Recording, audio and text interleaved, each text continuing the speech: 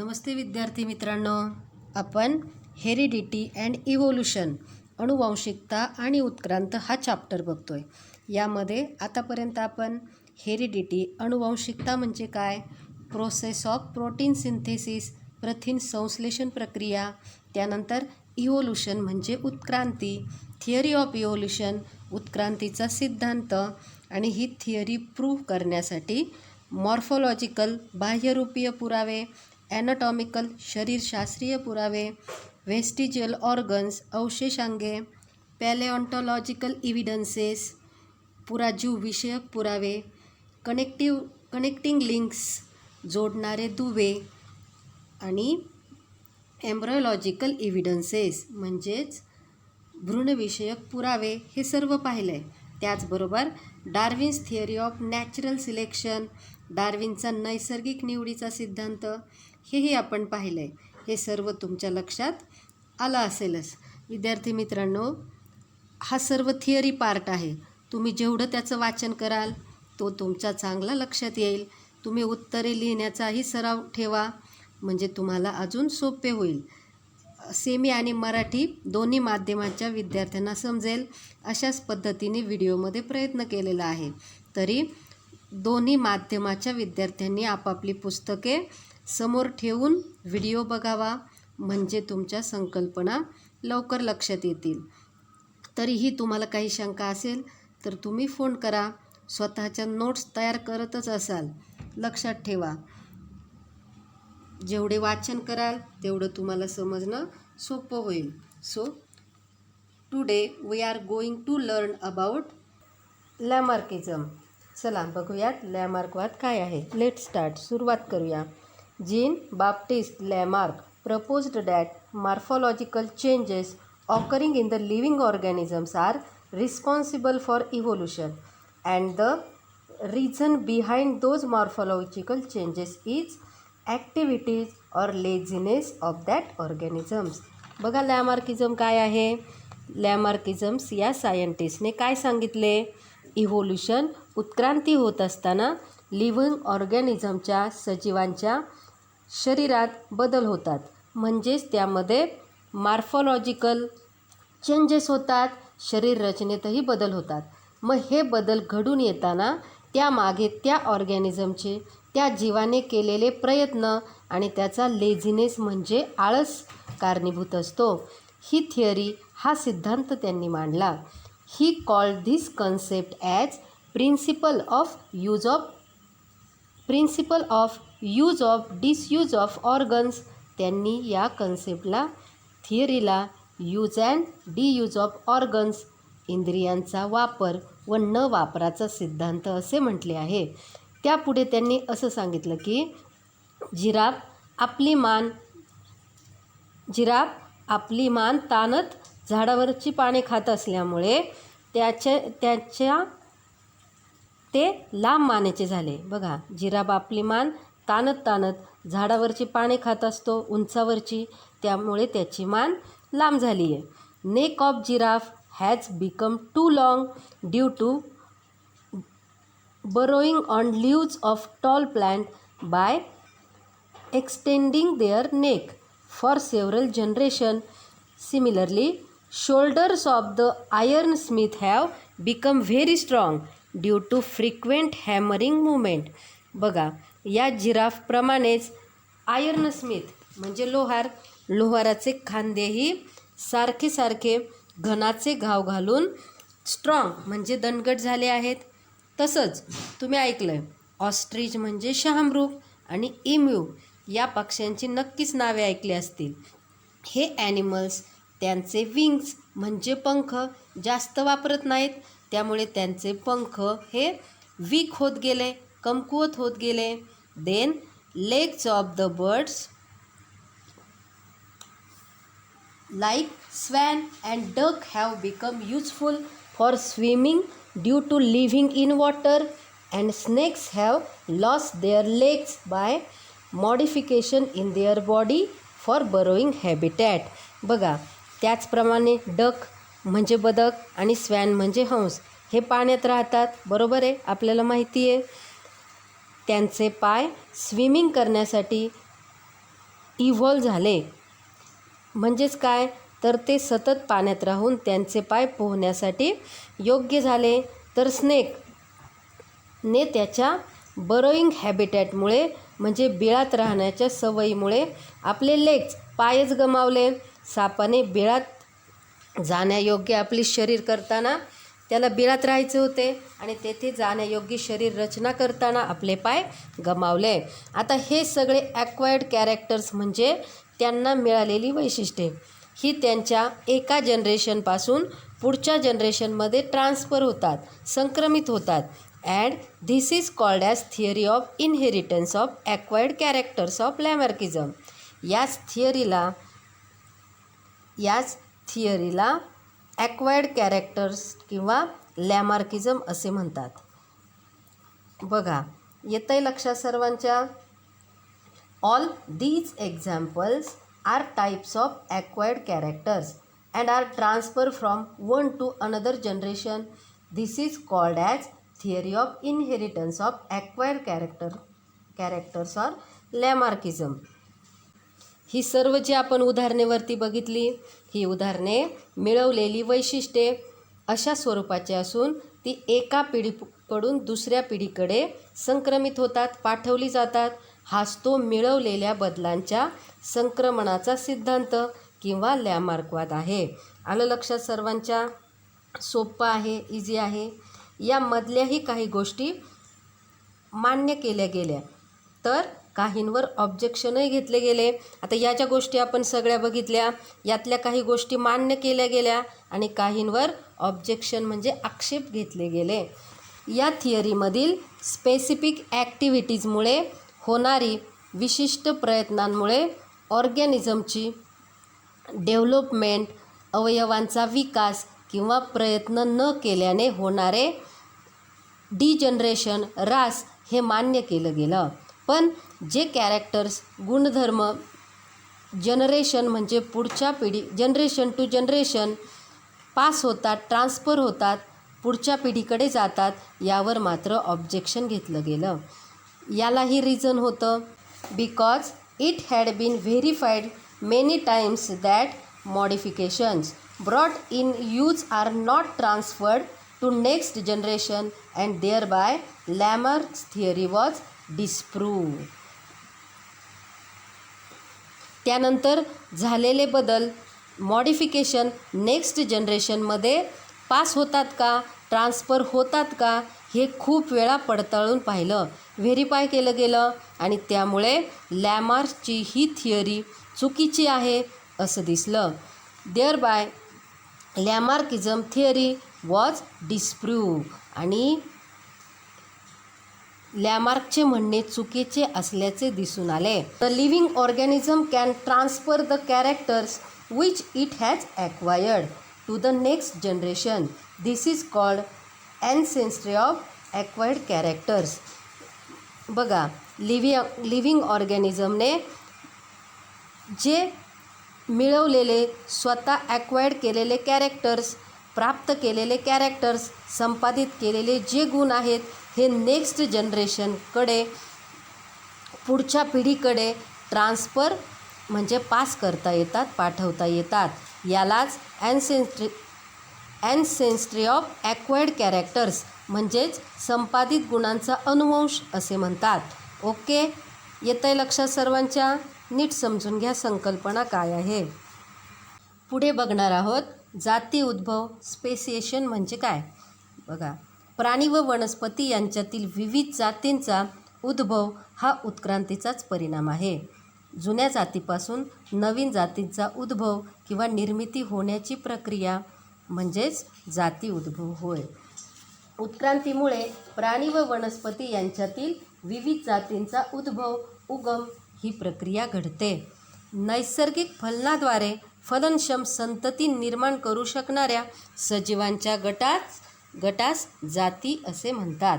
बघा, सजीवांचा जो गट संतती निर्माण करू शकतो, पुढची पिढी निर्माण करू शकतो, त्या गटाला जाती असे म्हणतात. प्रत्येक जाती या एका विशिष्ट भौगोलिक स्थितीतच वाढतात. उदाहरण बघायचं झालं तर उंट बघा, तो फक्त वाळवंटातच जास्त प्रमाणात आढळतो. त्याचप्रमाणे पांढरं केसांचा अस्वल आणि त्यासारखे प्राणी. सूचिपर्णी वनस्पती सारख्या वनस्पती या बर्फाच्छादित प्रदेशातच जास्त आढळतात, बघायला आपल्याला मिळतात. या प्रत्येक जातीची विशिष्ट भौगोलिक स्थिती, त्यांचा आहारविहार, फलनक्षमता आणि समागम काळ इत्यादी भिन्न असतो, म्हणजेच वेगवेगळा असतो. वेगवेगळेपणा आपल्याला दिसून येतो त्यामध्ये. त्यामुळे प्रत्येक जातीची वैशिष्ट्ये ही टिकून राहतात. पण एका जातीपासून दुसरी नवीन जाती निर्माण होण्यास जनुकीय बदल कारणीभूत असतो, हे आपल्याला माहिती आहे, बरोबर. 9वीमध्ये ते आपण पाहिलं आहे. जसा हा जनुकीय बदल कारणीभूत आहे, तसंच भौगोलिक बदल आणि पुनरुत्पादनीय बदलही कारणीभूत ठरतात. काही वेळेस या सजीवांचे भौगोलिक किंवा पुनरुत्पादनीय अलगीकरणही होते, म्हणजेच काही प्राणी ते पुनरुत्पादन करण्यासाठी दुसऱ्या प्रदेशामध्ये जातात आणि मग त्यामध्ये ती परिस्थिती जुळवून घेण्यासाठी त्यांच्यामध्ये काही बदल होतात आणि याचमुळे जाती बदल किंवा जाती उद्भव होतो, नवीन जाती निर्माण होतात. आलं लक्षात सर्वांच्या? So speciation, formation of new species of plant and animals is the effect of evolution. Species is the group of organisms that can produce fertile individuals through natural reproduction.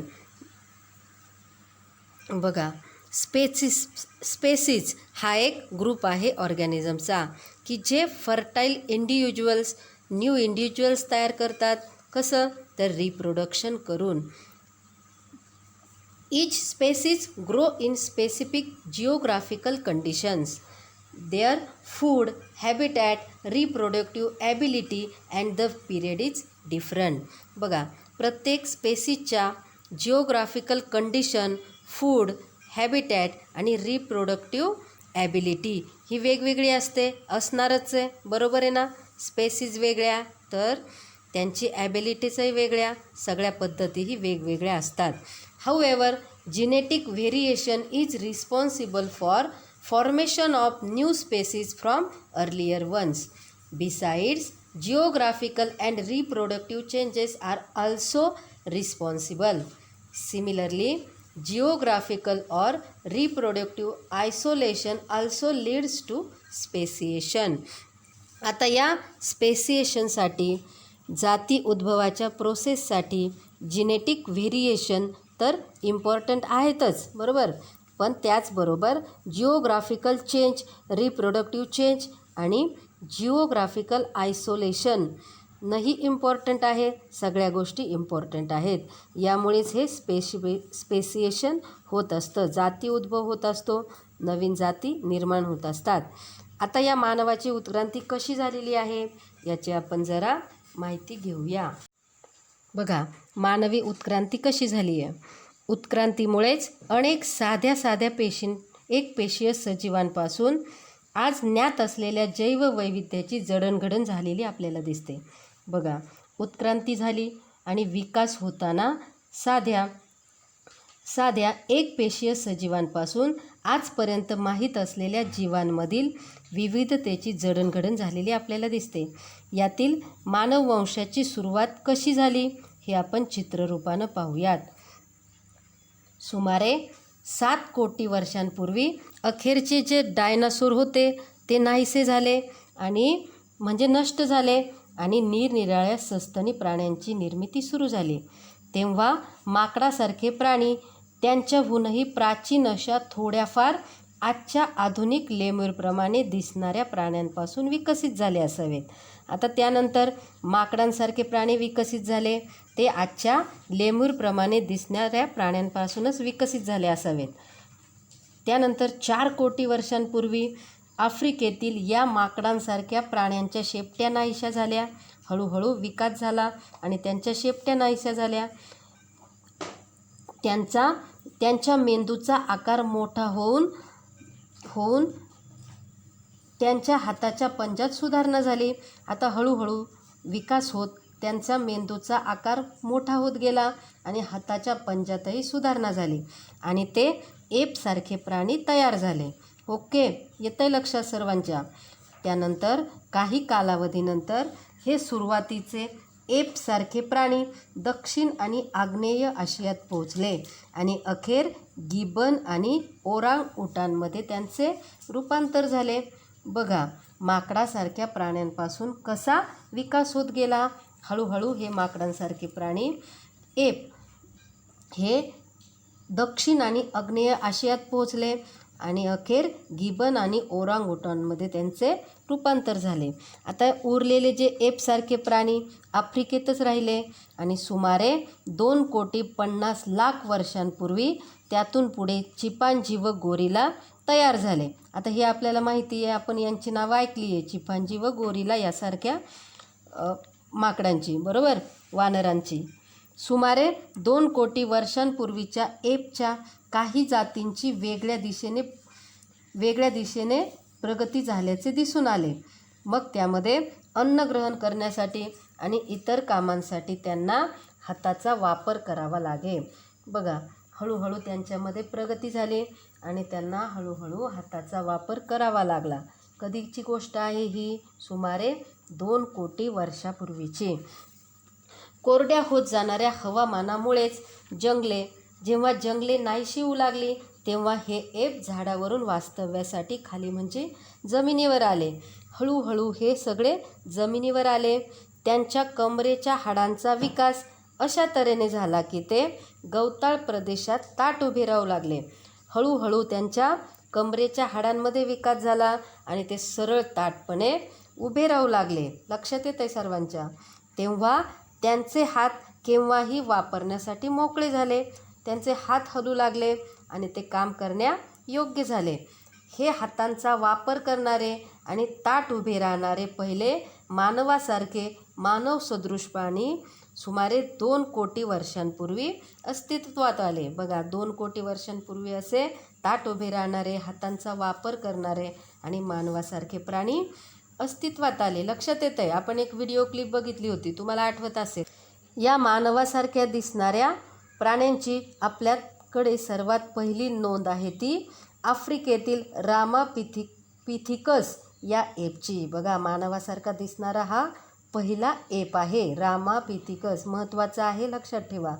पुढे हा एप आकाराने मोठा होत गेला व अधिक हुशार झाला आणि सुमारे 40 लाख वर्षांपूर्वी दक्षिण आफ्रिकेतील या एपचा विकास झाला.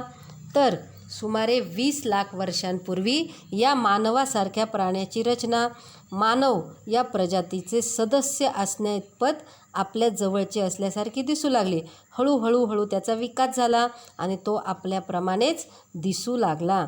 अशा तऱ्हेने कुशल मानव तयार झाला आणि सुमारे 15 लाख वर्षापूर्वी ताठ असणाऱ्या मानवाचा विकास झाला.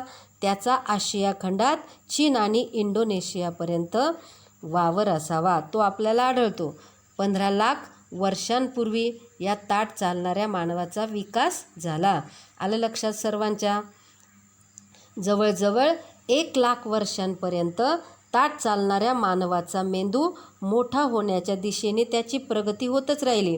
आता त्याची प्रगती काही थांबलेली नाही, हळूहळू होतच राहिली आणि ताठ चालण्यानंतर त्याच्या मेंदूचा विकासही होऊ लागला आणि त्याला अग्नीच्या वापराचा शोध लागला. सुमारे 50,000 वर्षांपूर्वीचा मानवाचा मेंदू पुरेसा विकसित झालेला होता आणि तो हळूहळू बुद्धीचा वापरही करू लागला होता. मेंदूचा विकास झाल्यामुळं बुद्धीही तो वापरू लागला आणि बुद्धिमान मानव होमोसॅपियन या वर्गाचा सदस्य मानण्यायोग्य झाला. आता या वर्गाचा सदस्य तो झाला, बुद्धिमान झाला, त्याच्या मेंदूचा पुरेसा विकासही झाला. निअँडरथॉल मानव हे बुद्धिमानव या वर्गातील पहिले उदाहरण मानता येईल. आता बुद्धिमान मानव म्हणून सर्वात पहिल्यांदा निअँडरथॉल मानव हे आपल्याला उदाहरण घेता येईल, सर्वात पहिले उदाहरण मानता येईल. सुमारे 50,000 वर्षांपूर्वी क्रो मॅग्नन मानव अस्तित्वात आला आणि त्यानंतर मात्र ही प्रगती पूर्वीपेक्षा खूपच झपाट्याने होत राहिली. आता हळूहळू मेंदूचा विकास झाल्यानंतर तो बुद्धिमान झाला आणि नंतर अजूनच त्याची प्रगती झपाट्याने होऊ लागली आणि 50,000 वर्षांपूर्वी क्रो मॅग्नन मानव अस्तित्वात आला. तरीही त्याची प्रगती अतिशय झपाट्याने होत राहिली. सुमारे 10,000 वर्षांपूर्वी हा बुद्धिमान मानव स्वतःच्या बुद्धीच्या जोरावर शेती करू लागला, पिके पिकवू लागला. हळूहळू तो जनावरांचे पालनही करू लागला, त्यांचे उत्पादन वाढवू लागला, त्यांचे कळप बाळगू लागला आणि हळूहळू त्याने सगळे एकत्र येऊन राहू लागले. त्याने वसाहती निर्माण केल्या आणि मग आपल्या संस्कृतीचा विकास झाला. सुमारे 5,000 वर्षांपूर्वी लिहिण्याच्या कलेचा शोध लागला. हळूहळू बुद्धीच्या जोरावर मानवाने लिहिण्याच्या कलेचा शोध लावला. तो लिखाणकाम करू लागला आणि त्यानंतर मग इतिहासाची सुरुवात झाली. बघा त्यानंतर काय झाले, 400 वर्षांपूर्वी आजच्या शास्त्राचा उदय झाला आणि 200 वर्षांपूर्वी औद्योगिकरणाची सुरुवात झाली. आता इथपर्यंत आपण आलो आहोत. तरीही मानवाच्या अगदी सुरुवातीपासूनचा शोध आपण घेतच आहोत. आता इथपर्यंत आपण आलो आहे. पूर्वीपासून मानवाच्या अगदी सुरुवातीपासूनचा काळ कसा होता याचा शोध आपण घेतच आहोत. ओके, आलं लक्षात सर्वांच्या? बघा, ह्युमन इव्होल्युशन. सेमीच्या विद्यार्थ्यांनी नीट लक्ष द्या. The biodiversity that is known today has been said to be form from very simple unicellular organisms due to evolution. बघा, आताची जी बायोडायव्हर्सिटी आपल्याला दिसते आहे, व्हरायटी आपल्याला दिसते, ती युनिसेल्युलर ऑर्गॅनिझम्समध्येच इव्होल्युशन होऊन तयार झालेली आहे. ओके, हे आपण इव्होल्युशन शिकताना पाहिले आहे, बरोबर? In this evolution origin of human evolution can be shown as per the picture given below. आता या पिक्चरमध्ये बघा ह्युमनचे इव्होल्युशन कसे झाले ते दाखवले. ऑब्झर्व दिस, निरीक्षण करा त्याचे. Last dinosaurs disappeared approximately 7 crore years ago. At the time, monkeys like animals are said to be evolved from same ancestors who were more or less similar to the modern lemurs. बघा, जवळपास 7 करोड वर्षांपूर्वी हे जे डायनासोरसारखे animals होते ते नष्ट झाले आणि त्याचवेळी मंकीजसारखे ॲनिमल्स त्यांच्यापेक्षाही प्राचीन आधीच्या प्राण्यांपासून विकसित झाले असतील. Tale of these monkey-like animals of Africa is said to be disappeared about 4 crore years ago. They developed due to enlargement in brain. Their hands were also improved and thus ape-like animals were evolved.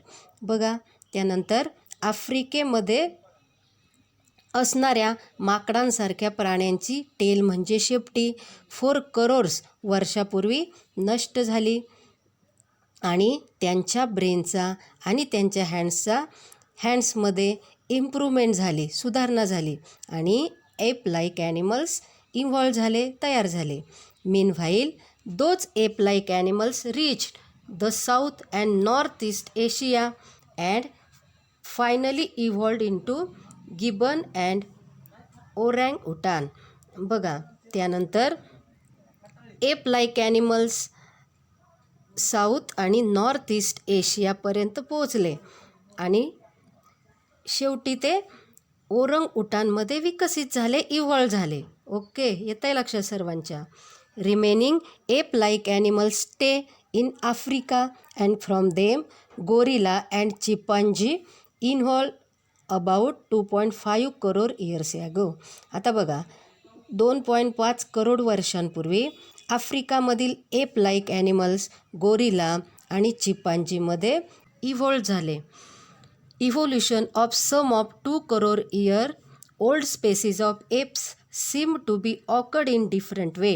They had to use their hands more for eating food and other work. आता त्यांचे जे हात अन्न खाण्यासाठी आणि इतर कामासाठी ते वापरू लागले. हळूहळू त्यांच्यात विकास झाला. त्यांचे हात अन्न खाण्यासाठी आणि इतर कामासाठी ते वापरू लागले. नीट समजून घ्या. मराठी मीडियमचं हे नीट ऐका, संकल्पना तुमच्या लवकर क्लिअर होतील. Those apes started to live on land as the forest started to decline due to dry environment. Their lumber bones developed in such a way that they started to stand in erect posture in grassland, and thereby their hands become available for use anytime. These first human-like animals with erect posture, which were using their hands, have evolved about 2 crore years ago. बघा 2 कोटी वर्षांपूर्वी काय झाले तर जे apps जमिनीवर राहू लागले त्यांची लंबार बोन्स म्हणजे पाठीच्या कमरेच्या हाडांमध्ये विकास झाला आणि विकास झाल्यामुळे ते ताठ उभे राहू लागले आणि त्याचमुळे त्यांचे हात कधीही यूज करण्यासाठी फ्री झाले, कोणतेही काम करण्यासाठी त्यांचे हात फ्री झाले. First record of human like animals is with us in the form of Ramapithecus app from east Africa. Afterwards this app grown up in size and became more intelligent, and thus the ape of South Africa evolved about 40 lakh years ago. बघा या मानवासारख्या दिसणाऱ्या एपमध्ये आफ्रिकेतील Ramapithecus यांची सर्वात पहिल्यांदा नोंद आहे. हा मानवासारखा दिसणारा जो पहिला एप आहे हा आफ्रिकेतील रामापिथिकस यांची सर्वात पहिल्यांदा याविषयीची नोंद आहे. त्यानंतर त्यांच्यात विकास होत गेला आणि बुद्धीच्या जोरावर ते जास्त इंटेलिजंट होऊ लागले आणि 40 लाख वर्षांपूर्वी या साऊथ आफ्रिकेमधील एपचा विकास झाला. येतंय लक्षात सर्वांच्या.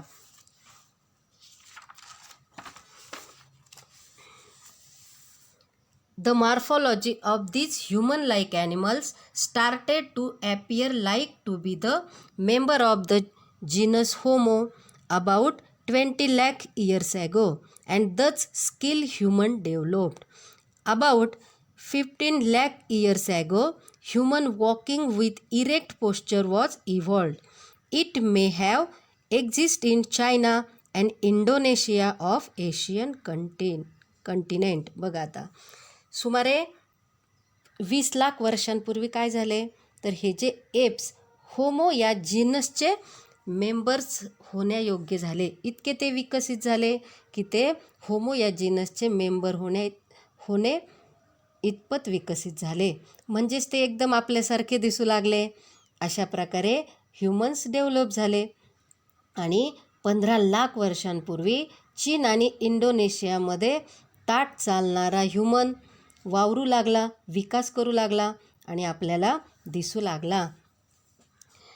Evolution of upright man continued in the direction of developing its brain for the period of about 1 lakh years, and meanwhile it discovered the fire. बघा त्यानंतर 1 लाख वर्षापर्यंतच्या काळामध्ये या ह्युमनच्या ब्रेनचा विकास होऊ लागला. ह्युमनचा ब्रेन डेव्हलप होऊ लागला आणि त्याने फायरचा म्हणजे आगीचा शोध लावला. Brain of 50,000 of years old man had been sufficiently evolved to the extent that it could be considered as member of the class wise man, Homo sapiens. बघा नंतर त्याच्या बुद्धीचा विकास झाला आणि होमो सेपियन्सचा मेंबर बनण्याजोगा तो योग्य झाला. आलं लक्षात सर्वांच्या मानवाचा विकास कसा झाला. Neanderthal man can be considered as the first example of wise man. The Cro-Magnon man evolved about 15,000 years ago, and afterwards this evolution had been faster than the earlier. आता काय झालं बघा 50,000 वर्षांपूर्वी को-मॅग्नन ह्युमन अस्तित्वात आले आणि मग त्यांच्यामध्ये खूप सारी प्रगती झाली आणि ती पटपट होत गेली. About 10,000 years ago, wise man started to practice the agriculture. It started to rear the cattle herds and established the cities. Cultural development took टूक प्लेस. बघा आता. आणि नंतर काय झालं तर 10,000 वर्षांपूर्वी ह्यांनी शहरे तयार केली. ते एकत्र राहू लागले. हळूहळू आपल्या घराचा उदरनिर्वाह भागवण्यासाठी ते शेती करू लागले आणि त्यानंतर ते आपल्या संस्कृतीचा विकास झाला. Art of writing was invented about 5,000 years ago. हळूहळू ते लिहू लागले. बुद्धीच्या विकासावर ते लिखाणाची कला अवगत केली त्यांनी. आणि thus the history has been started. आणि मग इतिहासाची सुरुवात झाली. Modern sciences emerge about 400 years ago and industrial society was established about 200 years ago. And now we have reached at this stage and still we are searching the details of roots of human ancestry. बघा त्यानंतर काय झाले. 400 वर्षांपूर्वी आधुनिक विज्ञानाचा उदय झाला आणि 200 वर्षांपूर्वी इंडस्ट्रियल सोसायटी म्हणजे औद्योगिकरणाची सुरुवात झाली. औद्योगिकरण सुरू झालं. वेगवेगळा विकास होऊ लागला आणि अशाच प्रकारे हे ह्युमन इव्हॉल्व झालेले आहेत. आलंय लक्षात सर्वांच्या. पण तरीही अजूनही ह्या ह्युमन्सच्या मानवाच्या अगदी सुरुवातीपासूनचा शोध आपण घेतच आहोत. अजूनही काही आपला शोध संपलेला नाही. अजूनही त्यावर शोध चालूच आहे. बघा सेमीच्या विद्यार्थ्यांनी पण नीट लक्ष द्या. सगळा पार्ट नीट वाचा. मराठी मीडियमच्या विद्यार्थ्यांनाही नक्कीच काही शंका नसेल तरी तुम्हाला काही वाटलं तर कॉल करा. आता तुम्ही एक्सरसाइज सोडू शकता. स्वतःच्या नोट्स तुम्ही तयार केल्या असतीलच. ओके. पुढच्या पाठावरील पहिले जे क्वेश्चन दिलेले आहेत त्याचे ॲन्सर्स तुम्ही 9th स्टँडर्डमध्ये शिकला आहात. तरीसुद्धा त्याचा सराव करा. एकदा त्याचे वाचन करा. हा जो पाठ आहे हा थिअरी पार्ट आहे. त्यामुळं तुम्ही जेवढं त्याचं वाचन कराल तेवढ्या तुम्हाला संकल्पना समजणे सोपे होईल. उत्तरे लिहिण्याचाही तुम्ही सराव करा. ओके. थँक्यू.